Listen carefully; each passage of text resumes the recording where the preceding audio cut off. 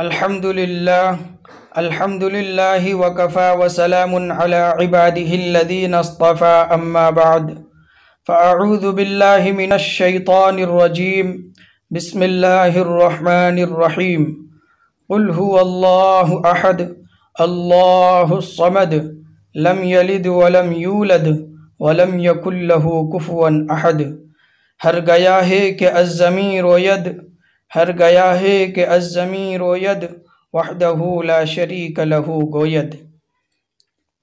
برادران اسلام اور پیارے دوستو، ابھی میں نے آپ حضرات کے سامنے قرآن مقدس کی ایک چھوٹی سی سورت سورہ اخلاص کی تلاوت کی ہے۔ میں آپ حضرات کے سامنے سورہ اخلاص کا ترجمہ، شان نزول اور فضیلت بتاؤں گا۔ سب سے پہلے ترجمہ ملاحظہ فرمائیں۔ اے نبی، آپ کہہ دیجئے وہ اللہ ایک ہے، اللہ بے نیاز ہے، وہ کسی سے پیدا نہیں ہوا اور نہ اس سے کوئی پیدا ہوا، اور اس کا کوئی ہمسر نہیں، ساجی و شریک نہیں۔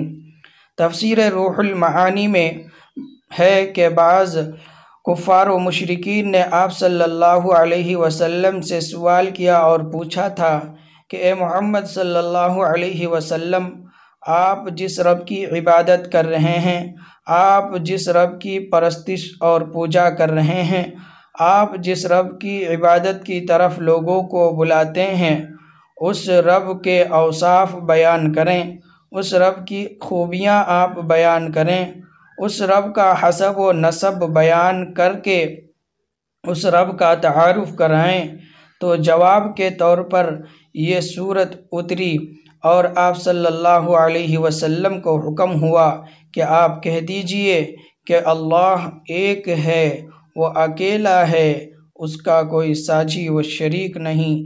اللہ الصمد، اللہ بے نیاز ہے، ساری دنیا، ساری کائنات اس کا محتاج ہے، وہ کسی کا محتاج نہیں۔ لم یلد ولم یولد، اس سے کوئی پیدا نہیں ہوا اور نہ وہ کسی سے پیدا ہوا، وہ کسی کا باپ نہیں، وہ کسی کا بیٹا نہیں۔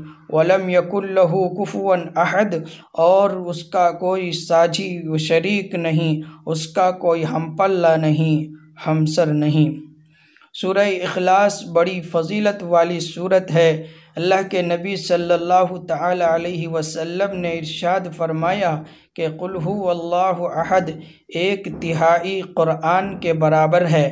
مسلم شریف حدیث نمبر 811 میں ہے کہ اللہ کے نبی نے ارشاد فرمایا قل هو اللہ احد تعدل ثلث القرآن، کہ قل هو اللہ احد ایک تہائی قرآن کے برابر ہے۔ بخاری شریف حدیث نمبر 6643 میں ایک واقعہ ہے، وہ یہ کہ ایک صحابی نے دوسرے صحابی کو سنا کہ قل هو اللہ احد سورہ اخلاص کو بار بار پڑھ رہے ہیں۔ اس کا ذکر جب صبح ہوئی تو صحابی اس کا ذکر حضور صلی اللہ علیہ وسلم سے جا کر کیے، اور وہ صحابی اس سورت کو کم سمجھتے تھے، تو اللہ کے نبی صلی اللہ علیہ وسلم نے ارشاد فرمایا قسم ہے اس ذات کی جس کے قبضے میں میری جان ہے، یقیناً یہ سورت سورہ اخلاص ایک تہائی قرآن کے برابر ہے۔